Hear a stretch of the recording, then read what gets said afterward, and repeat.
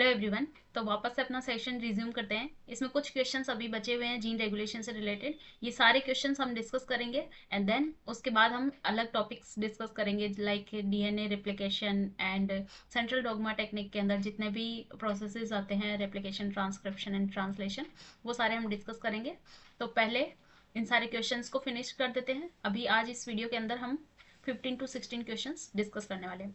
तो first question है इसमें, RNA molecules capable of catalyzing a chemical reaction such as self-splicing are known as। तो self splicing यहाँ पर हम क्यों पढ़ रहे हैं? क्योंकि सेल्फ स्प्लाइसिंग एक मैकेनिज्म है फॉर जीन रेगुलेशन का।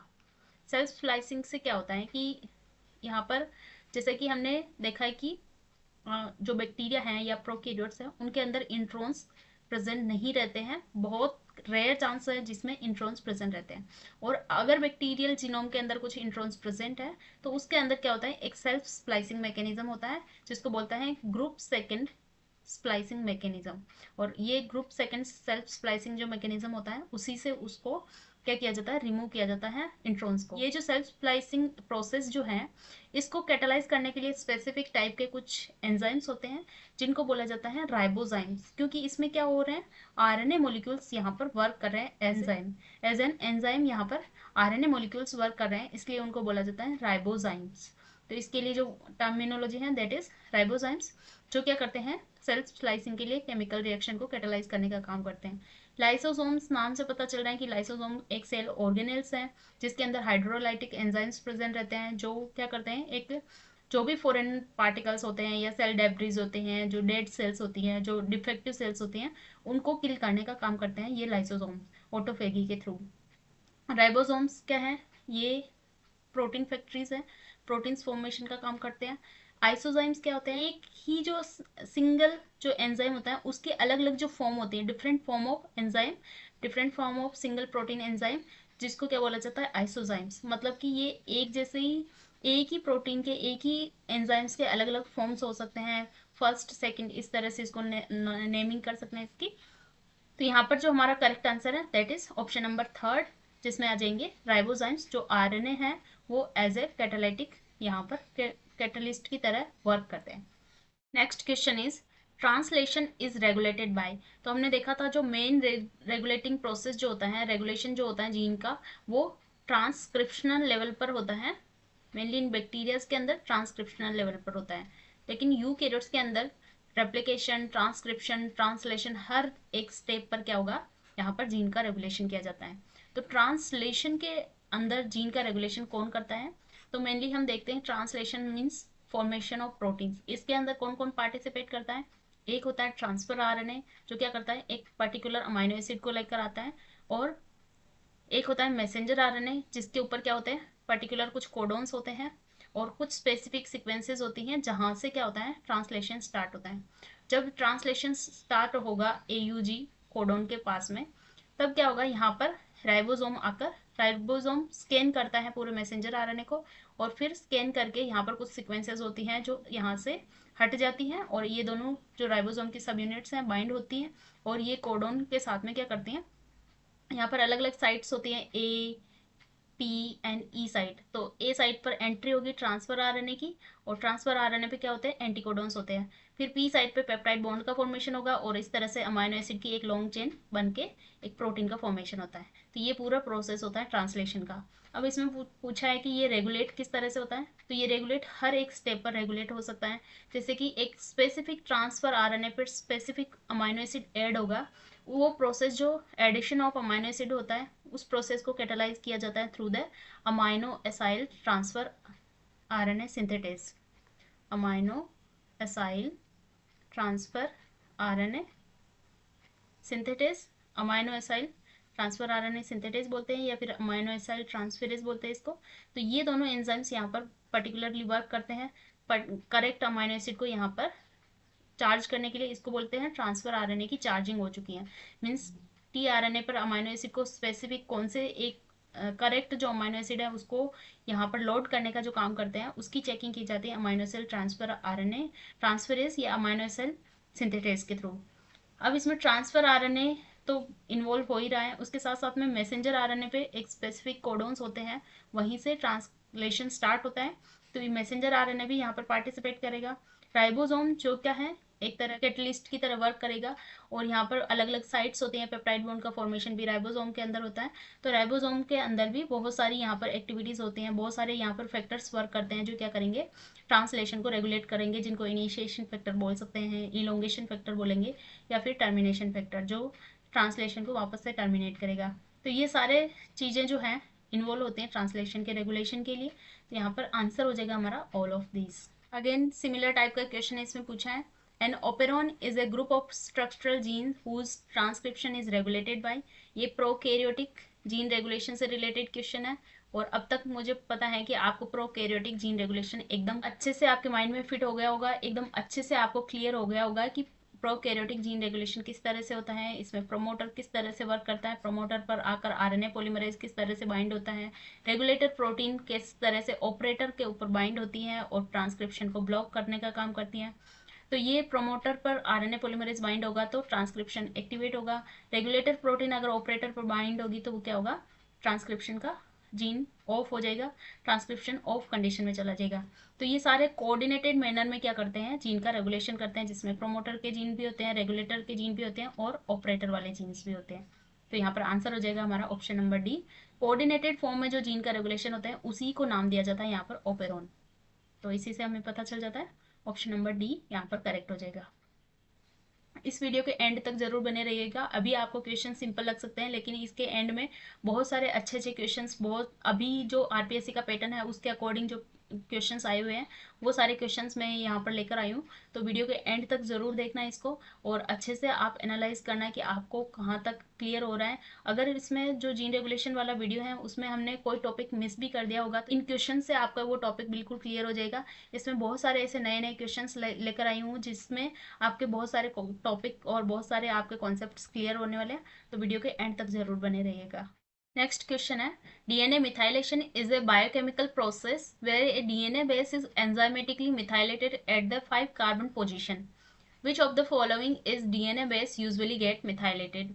तो आई थिंक ये ऐसा क्वेश्चन है जो आप सब इसका आंसर इजीली दे पाएंगे, क्योंकि इस क्वेश्चन के बारे में हमने इतनी बार डिस्कस कर लिया है कि सीपीजी जो आइलैंड होते हैं वहां पर जो साइटोसिन है वो यूजुअली क्या होता है, यहाँ पर मिथाइलेटेड होता है, और उसको फिफ्थ साइटोसिन के फिफ्थ कार्बन पर क्या किया जाता है, उसका मिथाइलेशन किया जाता है।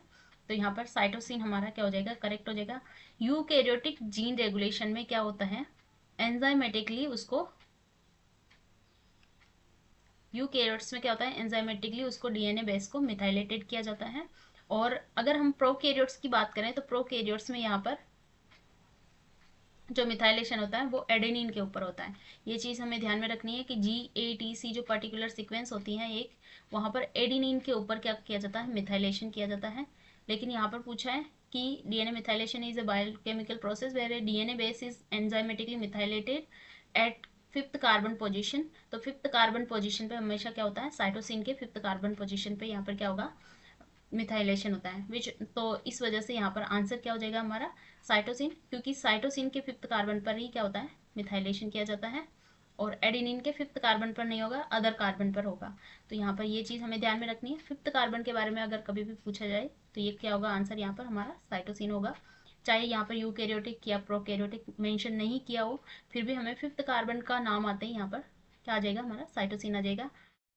नेक्स्ट क्वेश्चन यहाँ पर हिस्टोन प्रोटीन से रिलेटेड है। हिस्टोन प्रोटीन से रिलेटेड भी हमने काफ़ी सारे क्वेश्चंस ऑलरेडी डिस्कस कर लिए हैं, तो ये भी आपको काफ़ी इजी लगने वाला है ये क्वेश्चन। तो histones are a type of basic protein that binds to DNA in the nucleus and helps in condensed into chromatin. Which among the following statement is incorrect. Again ये चीज़ हमें ध्यान में रखनी है कि इनकरेक्ट पूछा है या करेक्ट पूछा है, क्योंकि इसी से क्या होता है, यहाँ पर सिली मिस्टेक होने के चांसेस रहते हैं। अगर हम इनकरेक्ट नहीं पढ़ते हैं तो फिर क्वेश्चन का जो मीनिंग है वो बिल्कुल चेंज हो जाता है और आंसर बिल्कुल हम इसमें करेक्ट नहीं ढूंढ पाते हैं। तो यहाँ पर पूछा है कि इनकरेक्ट स्टेटमेंट कौन सा है, मतलब 3 स्टेटमेंट यहाँ पर करेक्ट होंगे। 8 histone protein are present in histone octamer. 8 मतलब नाम से पता चल रहा है ऑक्टामर के फॉर्म में रहते हैं। ये चीज़ हमने देखी थी, H2A, H2B, H3 and H4। ये चारों ही क्या है, ये चारों ही ईच प्रोटीन 2 फॉर्म में, डबलेट फॉर्म में रहती हैं, और ये क्या बनाती है, एक ऑक्टामर बनाती है। मतलब 4 + 4 कितने हो जाएंगे, 8 हो जाएंगे, तो ये 8 बन जाते हैं, क्योंकि ये चारों ही प्रोटीन क्या होती हैं, डबलेट फॉर्म में रहती हैं और एक ऑक्टामर के फॉर्म में प्रेजेंट रहती हैं। दो प्रोटीन जो होती हैं H1 या जिसको H5 भी बोलते हैं, ये एक लिंकर प्रोटीन की तरह वर्क करती हैं, जिसको हिस्टोन 1 या हिस्टोन 5 बोला जाता है। तो फर्स्ट स्टेटमेंट करेक्ट है यहाँ पर।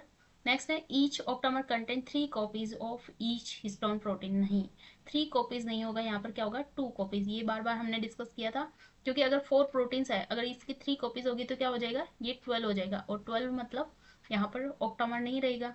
तो ऑक्टामर तो कब होगा, जब वो 8 यहाँ पर प्रोटीन सब यूनिट्स प्रेजेंट रहेगी। तो यहाँ पर आंसर, ये हमारा आंसर हो जाएगा, क्योंकि ये क्या है, इनकरेक्ट स्टेटमेंट है। ये तो हमारा करेक्ट है। नेक्स्ट है there are 5 types of histone proteins, H1 और H5। H1 को H5 भी बोलते हैं, H2A, H2B, H3, H4। Yes, ये भी करेक्ट है, क्योंकि ये H1 जो है इसको H5 भी बोलते हैं, और ये लिंकर प्रोटीन की तरह वर्क करते हैं। जो डीएनए की अंदर जो हिस्टोन प्रोटीन इस तरह से रैप करने के बाद में ये जो लिंक कर रहा है एक न्यूक्लियोसोम से दूसरा न्यूक्लियोसोम को, यहाँ पर प्रेजेंट रहती है H1 हिस्टोन प्रोटीन, जिसको H5 भी बोलते हैं। नेक्स्ट है H1 और H5 are linker histone. Yes, correct है ये भी। तो यहाँ पर आंसर हो जाएगा हमारा option number second. Next question है हिस्टोन प्रोटीन से रिलेटेड ही है। इसमें जो कॉम्बिनेशन वाले जो क्वेश्चंस होते हैं, इसी में फंसने के चांसेस बहुत ज़्यादा होते हैं, क्योंकि यहाँ पर क्या होता है, कन्फ्यूजन क्रिएट हो जाता है कि एक सही है या फिर दूसरा सही है, तीसरा सही है। तो इस टाइप के क्वेश्चंस अभी आरपीएससी का नए पैटर्न के अकॉर्डिंग ये क्वेश्चन है, इसी टाइप के क्वेश्चंस आजकल पूछे जा रहे हैं। तो यहाँ पर पूछा है nucleosome are made up of DNA and histones. Histone undergo various kind of modification by different groups of proteins. They are known as histone writers, readers and erasers. Which of the following is are histone writers. जो यहाँ पर histone writers का नाम पूछा है, तो histone writers मतलब क्या होगा कि हिस्टोन के ऊपर कौन सी प्रोटीन यहाँ पर आकर मॉडिफिकेशन कर रही है। कौन सी प्रोटीन्स, राइटर मतलब कोई ना कोई, यहाँ पर राइटर्स मतलब कोई ना कोई केमिकल ग्रुप का एडिशन हो रहा है, और अगर केमिकल ग्रुप का एडिशन जहां पर हो रहा है उसको क्या बोलेंगे, यहाँ पर हिस्टोन राइटर्स।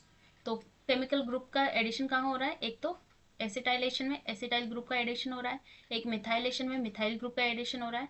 तो ये दोनों ही क्या है, हिस्टोन के राइटर्स हैं। हिस्टोन डी एसिटाइलेजेस, ये क्या होंगे, हिस्टोन के इरेजर्स, क्योंकि ये क्या करेगा, हिस्टोन से प्रोटीन से एसिटाइल ग्रुप को रिमूव करने का काम करेगा। तो ये क्या आ जाएगा, एक इरेजर वाली। अब आप देख सकते हो कि क्वेश्चन की लैंग्वेज को किस तरह से घुमाया गया है। यहाँ पर राइटर्स, रीडर्स और इरेजर्स के बारे में पूछ लिया गया है। तो ये हिस्टोन डी एसिटाइलेज क्या हो गया, हिस्टोन का इरेजर की तरह वर्क करेगा। DNA methyl transferase, DNA methyl transferase तो एक अलग ही एंजाइम है, जो डीएनए क्या के अंदर क्या करता है, डीएनए के ऊपर मिथाइल ग्रुप ट्रांसफर करता है, ना कि हिस्टोन प्रोटीन के ऊपर। तो डीएनए के ऊपर मिथाइल ग्रुप का एडिशन करेगा, वो डीएनए मिथाइल ट्रांसफेरेज होगा। हिस्टोन के ऊपर जो मिथाइल ग्रुप ट्रांसफर करेगा वो होगा हिस्टोन मिथाइल ट्रांसफेरेज। तो यहाँ पर आंसर हो जाएगा हमारा ऑप्शन नंबर फर्स्ट, जिसमें ए एंड बी कॉम्बिनेशन यहाँ पर करेक्ट है। तो इस टाइप के कॉम्बिनेशन वाले क्वेश्चंस में हमें कन्फ्यूजन हो सकता है, तो इसी वजह से जितने ज़्यादा क्वेश्चंस हम सॉल्व करेंगे उतना ही ज़्यादा हमारा नॉलेज अपडेट होता जाएगा, और क्वेश्चंस ये जो सिली मिस्टेक हैं या फिर जो कन्फ्यूज़न है वो होने के चांसेस बहुत ज़्यादा कम हो जाएंगे। तो इसी वजह से ये सारे वीडियोज़ आप जरूर देखना। तो यहाँ पर आंसर हो जाएगा option number first. Next question again histone protein से रिलेटेड क्वेश्चन है। Which one of the following histone marks is not an indicator of heterochromatin. तो हेटेरोक्रोमेटिन क्या है, एक कॉम्पैक्ट फॉर्म ऑफ डीएनए है जो ट्रांसक्रिप्शनली इनएक्टिव फॉर्म रहता है। इसमें पूछा है कि नॉट एन इंडिकेटर ऑफ हेटेरोक्रोमेटिन, हेटेरोक्रोमेटिन का इंडिकेटर कौन सा नहीं है यहाँ पर। तो हमें पता है हिस्टोन के ऊपर कुछ जगह पर मिथाइलेशन जो होता है वो क्या करवाता है, हेटेरोक्रोमेटिन में कन्वर्ट करवाता है, और कुछ यहाँ पर स्पेसिफिक मिथाइलेशन जो होता है वो यूक्रोमेटिन में कन्वर्ट करवाता है।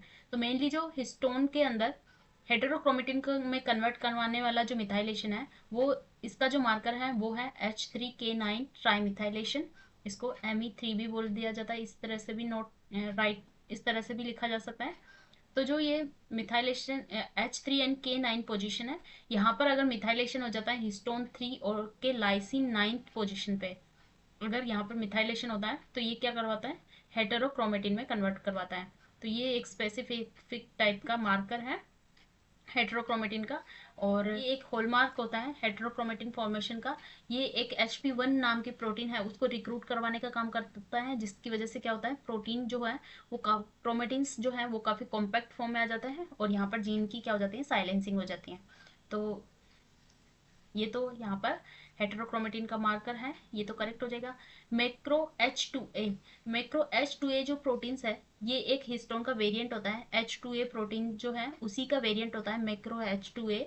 ये जो इनएक्टिव क्रोमेटिन रीजन्स हैं, लाइक यहाँ पर इनएक्टिव एक्स क्रोमोसोम है, क्योंकि हमें पता है 2 एक्स क्रोमोसोम होते हैं, उनमें से एक एक्स क्रोमोसोम को क्या किया जाता है, डोजेस कंपेंसेशन के थ्रू यहाँ पर क्या किया जाता है, उसको इनएक्टिव फॉर्म में कन्वर्ट कर दिया जाता है और उसी इनएक्टिव एक्स क्रोमोसोम के अंदर इस टाइप का हिस्टोन का वेरिएंट प्रेजेंट होता है, जिसको बोला जाता है मैक्रो H2A हिस्टोन वेरिएंट। और ये एक रिप्रेसिव क्रोमेटिन जो स्ट्रक्चर होते हैं, क्रोमेटिन की जो रिप्रेशन जो होता है उसको स्टेबलाइज करने का काम करता है। इसी वजह से यहाँ पर ये भी क्या हो जाएगा, हेटेरोक्रोमेटिन का मार्कर हो जाता है, क्योंकि ये क्या करता है, इसको रिप्रेस्ड फॉर्म में रखता है, जीन का रेगुलेशन करता है। और ये कहाँ प्रेजेंट रहता है, एक्स क्रोमोसोम के अंदर, इनएक्टिव एक्स क्रोमोसोम। तो ये चीज़ भी हमें ध्यान में रखनी है, हो सकता है इस बारे में पूछ लिया जाए कि इनएक्टिव एक्स क्रोमोसोम में कौन से टाइप का हिस्टोन वेरिएंट प्रेजेंट रहता है, तो यहाँ पर macro H2A histone variant present रहता है। H2AX जो है ये कोई हेटेरोक्रोमेटिन का मार्कर नहीं है, यहाँ पर ये क्या करता है, डीएनए डैमेज रेस्पॉन्स को शो करता है।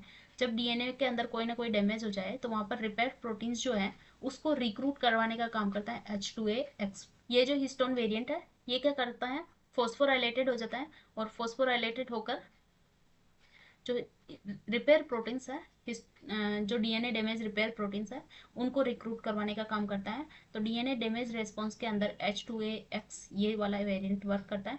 तो यही हमारा आंसर हो जाएगा, क्योंकि यहाँ पर नॉट एन इंडिकेटर पूछा है, तो यही हमारा आंसर है। H4K20 मतलब हिस्टोन 4 जो है उसके लाइसिन 20 वाले जो पोजीशन है वहां पर अगर मिथाइलेशन हो जाता है, ट्राइमिथाइलेशन, तो ये भी एक टाइप का हेटेरोक्रोमेटिन फॉर्म है, हेटेरोक्रोमेटिन में कन्वर्ट करवाने का काम करवाता है।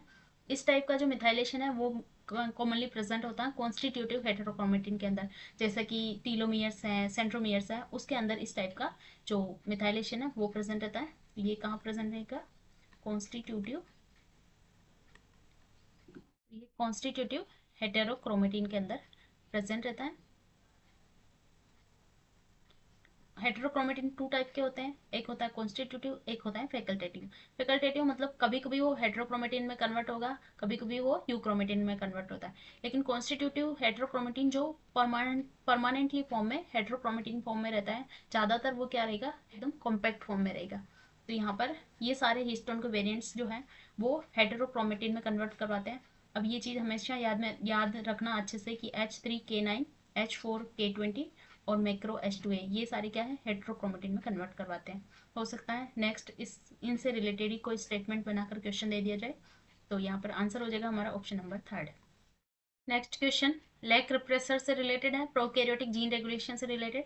Lack repressor binding occur at the level of, तो लैक रिप्रेसर प्रोटीन कहाँ पर बाइंड होता है, ये हमें पता है कि लैक रिप्रेसर कहाँ पर बाइंड होता है, ऑपरेटर के ऊपर बाइंड होता है।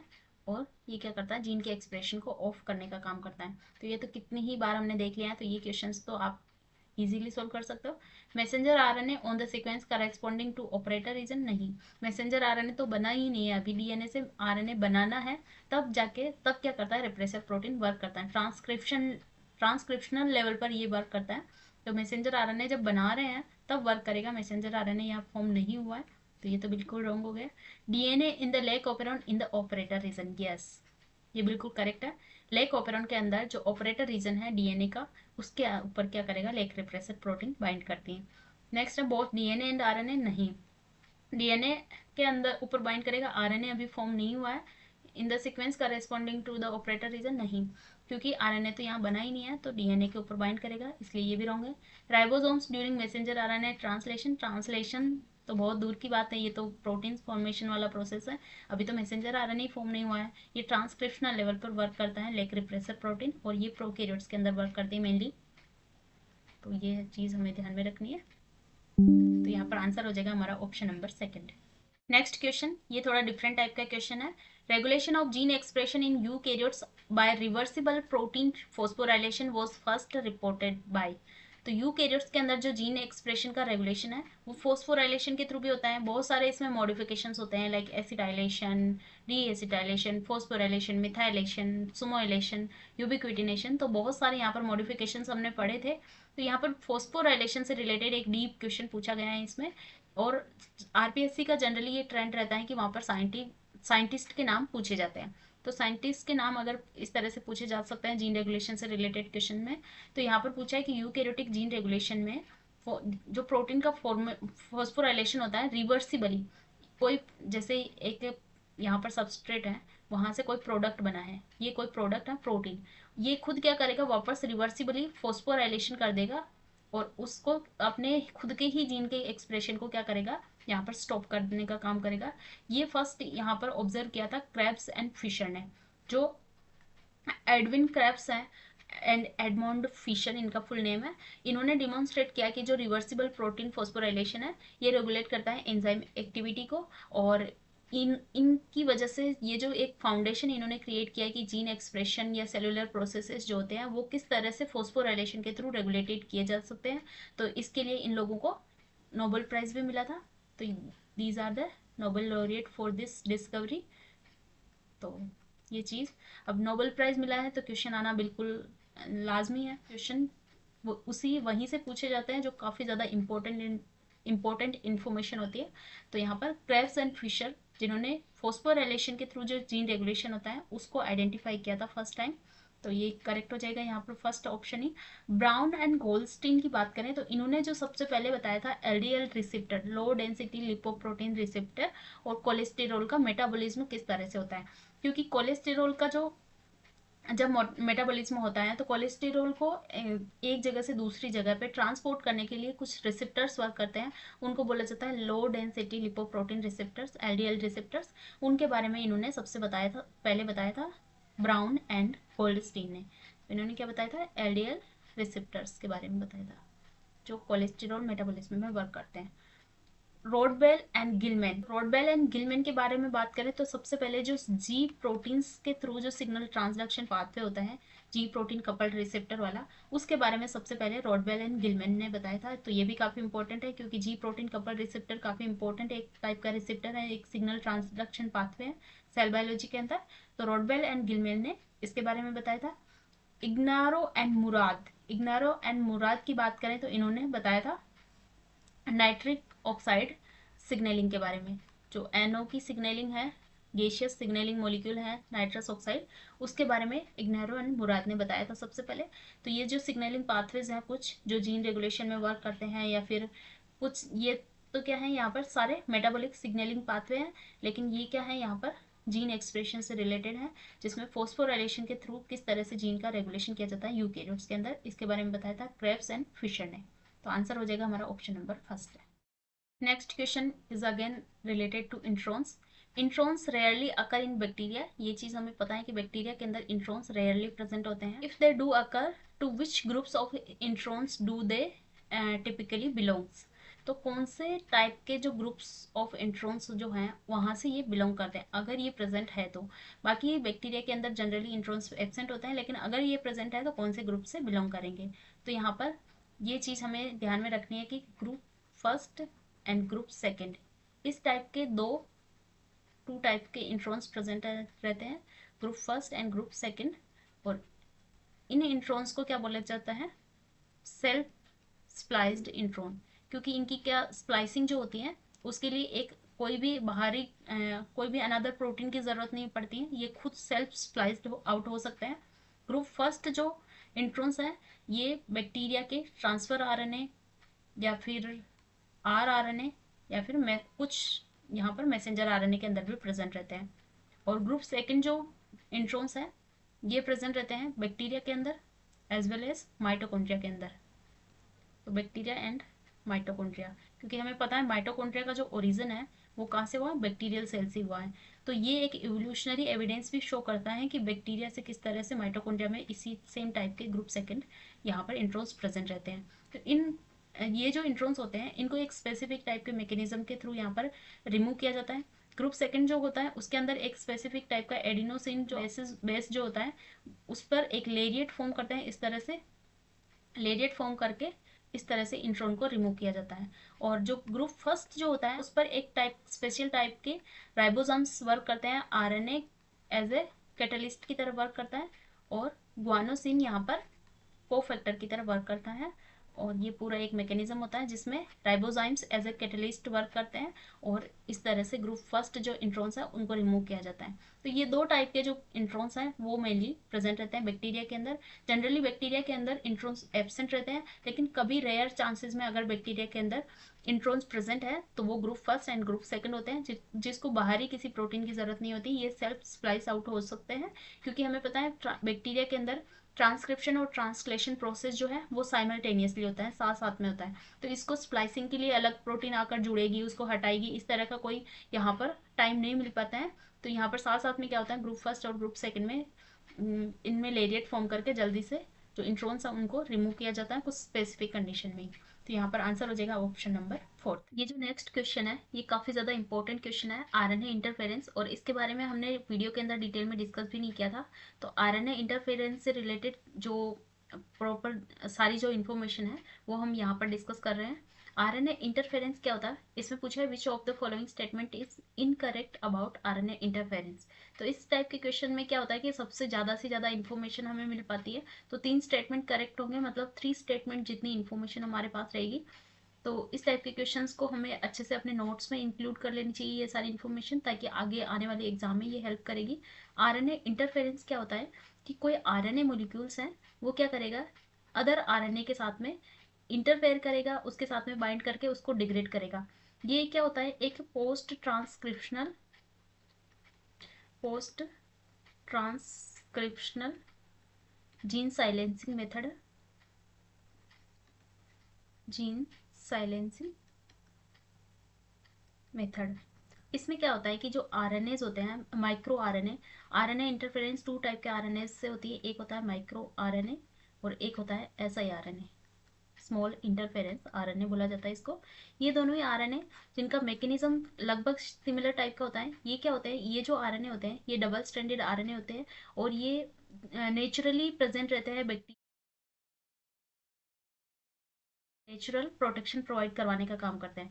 मतलब कि कोई फॉरेन मटेरियल्स, कोई फॉरेन पार्टिकल्स आ जाता है तो वायरसेस के जो डीएनए या आरएनए है उनके साथ में, वायरसेस के जो आरएनए है उनके साथ में इंटरफेयर करने का काम करता है, और ये एक मैकेनिज्म प्रेजेंट रहता है ऑर्गेनिज्म के अंदर। तो mRNA क्या होता है, ये जब इसके जो जीन्स होते हैं उससे जो आरएनए बनता है वो काफ़ी लॉन्ग आरएनए बनता है, उसकी कुछ प्रोसेसिंग की जाती है, उसको एंडोन्यूक्लियस या एक्सोन्यूक्लियस के थ्रू कट किया जाता है। तो जो कट किया जाता है पहले जो आरएनए होगा उसको बोलेंगे प्राइमरी आरएनए, प्राई mRNA। उस प्राई mRNA को क्या किया जाएगा, कट किया जाता है कुछ प्रोटीन्स के थ्रू, और उसको प्रोसेस करके एक प्रॉपर आरएनए बनाया जाता है जिसको बोला जाता है प्रिकर्सर आरएनए, प्री mRNA। तो ये प्री mRNA की प्रोसेसिंग जो प्रोटीन्स करती है उसको बोला जाता है ड्रोशा प्रोटीन। ड्रोशा प्रोटीन के साथ में एक पाशा प्रोटीन्स भी होती है जो भी यहाँ पर मिलकर इसकी करेक्ट जो लोकेशन है उसको रिकॉग्नाइज करवाने का काम करती है कि कहाँ पर ड्रोशा प्रोटीन को कट लगाना है। तो ड्रोशा क्या है, एक एंडोन्यूक्लियस है जो कट लगाएगा। पाशा क्या है, एक इसके साथ में बाइंडिंग प्रोटीन है जो क्या करेगी, करेक्ट सीक्वेंस को आइडेंटिफाई करने वाले का काम करेगी। ये वर्क करता है mRNA की प्रोसेसिंग के अंदर ओनली। और एक होती है डाइसर प्रोटीन। डाइसर भी क्या है यहाँ पर, एक टाइप की आरएनएस थर्ड एंजाइम है। ये क्या है, एक आरएनएस थर्ड एंजाइम। आरएनएस है मतलब क्या करेगा, आरएनए को कट करने का काम करता है। तो जो डाइसर प्रोटीन है ये क्लीव करती है, जो लॉन्ग डबल स्ट्रैंडेड आरएनए होते हैं उनको क्लीव करने का काम करती है, उसको कुछ छोटे छोटे फ्रेगमेंट्स में कट करती है, और उन छोटे छोटे फ्रेगमेंट्स को बोला जाता है यहाँ पर siRNA एंड mRNA। तो ये मैकेनिज्म होता है इसका मेनली। और जो आरएनए इंटरफेरेंस है ये post transcriptional gene silencing method है। इसमें क्या होता है कि डबल स्ट्रैंडेड जो आरएनएस होते हैं वो ट्रिगर करते हैं किसी भी स्पेसिफिक मैसेंजर आरएनए को के डिग्रेडेशन को, और स्पेसिफिक मैसेंजर आरएनए के साथ में जो ये डिग्रेड करेंगे वो उसके साथ में या तो परफेक्टली कॉम्प्लीमेंट्री शो करेंगे, या तो इस तरह से परफेक्टली कॉम्प्लीमेंट शो करेंगे, या फिर इसकी पार्शियल कॉम्प्लीमेंट्री शो करेंगे। मतलब कि कुछ जगह से ये यहाँ पर बाइंडिंग कर सकते हैं, कॉम्प्लीमेंट्री शो करेंगे। इस तरह से पार्शियल या फिर परफेक्ट कॉम्प्लीमेंट्री शो करके एक कॉम्प्लेक्स बनाते हैं, उसके थ्रू ये क्या करते हैं, डिग्रेड करते हैं। जो ये कॉम्प्लेक्स बनता है डिग्रेडेशन का, उसको बोला जाता है risk complex, RISC, risk complex, जिसको बोलते हैं RNA induced silencing complex, RNA induced silencing complex. तो इस टाइप का जो कॉम्प्लेक्स होता है, इसके अंदर एक स्पेसिफिक टाइप की प्रोटीन प्रेजेंट रहती है, जिसको बोला जाता है यहाँ पर AGO प्रोटीन या फिर एर्गोनॉट प्रोटीन, इसको बोला जाता है एर्गोनॉट प्रोटीन। तो ये जो एर्गोनॉट प्रोटीन होती है, ये यहाँ पर आइडेंटिफाई करती है कि कौन से टारगेटेड मैसेंजर RNA को यहाँ पर क्लीव करना है, वो आइडेंटिफाई करने का काम करती है एर्गोनॉट प्रोटीन। एर्गोनॉट प्रोटीन जो होती है, ये गाइड RNA के साथ में बाइंड करती है, और बाइंड करके ये क्या करती है, एक परफेक्ट और नियर परफेक्ट जो कॉम्प्लीमेंट्री हो रखी है, वहाँ पर क्या करने का काम करती है, यहाँ पर कट करने का काम करती है। तो इस तरह से ये सारी प्रोटीन्स यहाँ पर वर्क करती है। आई होप ये पूरा प्रोसीजर आपको इजीली समझ में आ गया होगा। RNA इंटरफेरेंस, जिसके अंदर ये दोनों RNA काम करेंगे, इसके अंदर mRNA की प्रोसेसिंग के लिए ड्रोशा एंड पाशा प्रोटीन होती है, और siRNA की प्रोटीन के लिए डाइसर होती है, और डाइसर mRNA के अंदर भी होती है और siRNA दोनों के अंदर होती है, लेकिन ड्रोशा एंड पाशा ओनली mRNA के अंदर होती है। डाइसर प्रोटीन क्या है, एक RNase थर्ड एंजाइम है, जो क्या करेगा, RNA को कट करता है शॉर्ट पीस में। जो लॉन्ग RNA होता है उसको शॉर्ट पीसेज में कट करता है, उन शॉर्ट पीसेज को बोला जाता है mRNA, siRNA। और ये एक रिस्क कॉम्प्लेक्स फॉर्म करते हैं। रिस्क कॉम्प्लेक्स एर्गोनॉट प्रोटीन के साथ में बाइंड करके, एर्गोनॉट प्रोटीन गाइड RNA के साथ में बाइंड करेगा, और यहाँ पर जहाँ पर कॉम्प्लीमेंट्री फॉर्म हो रखी है, उस वाले मैसेंजर RNA को ये प्रॉपरली डिग्रेड किया जाता है एक प्रॉपर प्लानिंग के थ्रू। तो इस तरह से जो जीन की इस तरह से RNA की इंटरफेरेंस की जाती है RNA के अंदर। तो यहाँ पर आप पूछा है इनकरेक्ट स्टेटमेंट कौन सा है, तो आई होप अब ये सारी इन्फॉर्मेशन के बाद आप इस क्वेश्चन को इजीली सोल्व कर लेंगे। It is post transcriptional gene silencing system induced by double stranded RNA। Yes, बिल्कुल करेक्ट है, ये डबल स्ट्रैंडेड RNA होते हैं, जिसके थ्रू ये क्या किया जाता है, जीन साइलेंसिंग की जाती है। डबल स्ट्रैंडेड क्यों, क्योंकि ये एक मैसेंजर RNA है, और ये फिर दूसरा जो स्मॉल इंटरफेरेंस RNA, ये दोनों डबल स्ट्रैंडेड RNA बन गए। तो उससे इनको, इसमें क्या होगा, जीन की साइलेंसिंग की जाती है। It is an ancient cellular defence against certain viruses and mobile genetic elements. जो ट्रांसपोजोन्स होते हैं, मोबाइल जेनेटिक एलिमेंट्स जो होते हैं ट्रांसपोजोन्स, उनके अगेंस्ट में एक ये क्या है, natural ancient cellular defence mechanism है। तो ये भी बिल्कुल करेक्ट है। Argonaute protein is responsible for cleaving the target RNA। Yes, ये एर्गोनॉट प्रोटीन जो होती है, ये क्लीव करने का काम करती है टारगेट RNA को, ये भी बिल्कुल करेक्ट है। Plants with mutation in dicer and RISC gene exhibit decrease sensitivity to infection by viruses. तो ये तो बिल्कुल देखते ही पता चल रहा है कि डिक्रीज कैसे होगी सेंसिटिविटी। अगर ये एक डिफेंसिव मैकेनिज्म है, तो ये इसकी सेंसिटिविटी अगर म्यूटेशन हो जाएगा तो सेंसिटिविटी बढ़ेगी, ना कि डिक्रीज होगी। अगर इस जीन में डाइसर और रिस्क में ही म्यूटेशन हो जाए, तो फिर वो प्रॉपरली RNA इंटरफेरेंस वर्क नहीं कर पाएगा, और उसकी वजह से जो वायरसेस है उसकी जीनोम को डिग्रेड नहीं किया जाएगा, और उसकी वजह से इसकी सेंसिटिविटी बढ़ जाएगी, ना कि डिक्रीज होगी। इस वजह से ये स्टेटमेंट यहाँ पर रॉन्ग हो गया, और यही हमारा आंसर है, क्योंकि हमें क्या ढूंढना है, इनकरेक्ट स्टेटमेंट ढूंढना है। तो इस तरह से ये RNA इंटरफेरेंस वाला टॉपिक आपका क्लियर हो गया होगा, और यहाँ पर आंसर है हमारा ऑप्शन नंबर 4। अगेन यहाँ पर वही RNA इंटरफेरेंस वाला क्वेश्चन है। अब तो आप इजीली इसको सोल्व कर लेंगे। What is the role of RISC complex in RNA silencing. अब रिस्क कॉम्प्लेक्स का क्या यहाँ पर रोल है, जैसा कि मैंने बताया, रिस्क कॉम्प्लेक्स के साथ में एक AGO एर्गोनॉट प्रोटीन मिलकर क्या करती है, उसको डिग्रेड करने का काम करती है। It is an enzyme that synthesize double stranded RNA from single stranded template. No, ये कोई एंजाइम नहीं है, सिंथेसाइज नहीं करवाएगा। It act as a transcription factor that bind to promoter and initiate RNA polymerase activity. नहीं, ये भी नहीं है, बिल्कुल रॉन्ग है ये। It serve as a multi protein complex that incorporate siRNA और miRNA and uses them as a guide to target complementary RNAs। Yes, ये बिल्कुल करेक्ट है। ये क्या है, एक मल्टी प्रोटीन कॉम्प्लेक्स होता है, जिसके अंदर बहुत सारी प्रोटीन्स होती है। एक प्रोटीन हमने एर्गोनॉट प्रोटीन देखी थी, बहुत सारी इसमें प्रोटीन्स होती हैं, जो siRNA या फिर miRNA को क्या करता है, एज ए गाइड यूज करके कॉम्प्लीमेंट्री RNA के साथ में, टारगेट RNA के साथ में ये कॉम्प्लीमेंट्री फॉर्म करता है। तो ये बिल्कुल करेक्ट है। It function as a DNA repair complex that, नहीं, रिपेयर के अंदर वर्क नहीं कर रहा है, ये क्या कर रहा है, RNA इंटरफेरेंस कर रहा है, तो ये भी रॉन्ग हो जाएगा। तो यहाँ पर आंसर हो जाएगा हमारा option number 3। Next question, in tryptophan operon of bacteria which of these gene code for tryptophan synthase, tryptophan synthetase needed for synthesis of tryptophan amino acid. तो ट्रिप्टोफैन अमाइनो एसिड को कोड करने के लिए जो enzymes की ज़रूरत पड़ती है, यहाँ पर एक ट्रिप्टोफैन सिंथेसिस का पूरा मैकेनिज्म होता है, जिसके लिए बहुत सारे जीन्स की, बहुत सारे एंजाइम्स की ज़रूरत पड़ती है। उसके लिए जो जीन्स होते हैं वो EDCBA,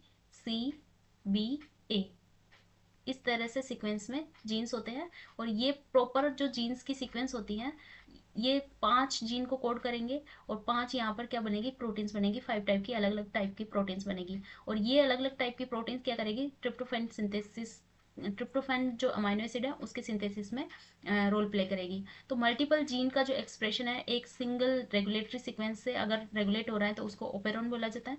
इसीलिए इसको ट्रिप्टोफैन ओपेरॉन बोला है, क्योंकि ट्रिप्टोफैन के जो सिंथेसिस है उसके लिए जो जितने भी जीन्स की रिक्वायरमेंट है वो सारे एक ही रेगुलेटरी सीक्वेंस से यहाँ पर रेगुलेट हो रहे हैं। तो ये जो EDCBA जो जीन्स है, यहाँ पर ट्रिप्टोफैन सिंथेटेज जो है ये लास्ट में बनेगा। और ये जो B एंड A जो है ये क्या बनेंगे, gene B and gene A यहाँ पर क्या बनाएंगे, ट्रिप्टोफैन सिंथेटेज को बनाएंगे। जीन B जो है ये ट्रिप्टोफैन सिंथेटेज की बीटा सब यूनिट को कोड करता है। और ट्रिप्टोफैन, ये जो जीन A है ये ट्रिप्टोफैन सिंथेटेज की अल्फा सब यूनिट को कोड करता है, क्योंकि ये जो ट्रिप्टोफैन सिंथेटेज है ये 2 सब यूनिट से मिलकर बना होता है। एक होते हैं अल्फा यूनिट, एक होते हैं बीटा यूनिट। अल्फा यूनिट को एक जीन कोड करता है, बीटा यूनिट को बी जीन कोड करता है। अगर सी की बात करें तो सी यहाँ पर ये इंटरमीडिएट स्टेज के अंदर आता है। इंटरमीडिएट स्टेज में जो जीन वर्क करता है that is indole 3 glycerol phosphate synthase. ये जो जीन है ये कोड करता है सी जीन को। अगर आपको आगे एग्जाम में सी के बारे में पूछ लिया जाए तो भी आपको पता होना चाहिए। इंडोल 3 ग्लिसरॉल फॉस्फेट जीन जो प्रोटीन्स है उसको कोड करता है ये सी नंबर वाला जीन। और ये इंटरमीडिएट स्टेप होती हैं। इंटरमीडिएट स्टेप के अंदर वर्क करता है ये enzyme for the synthesis of tryptophan. अगर डी की बात करें, ये कोड करता है एंथ्रेनाइलेट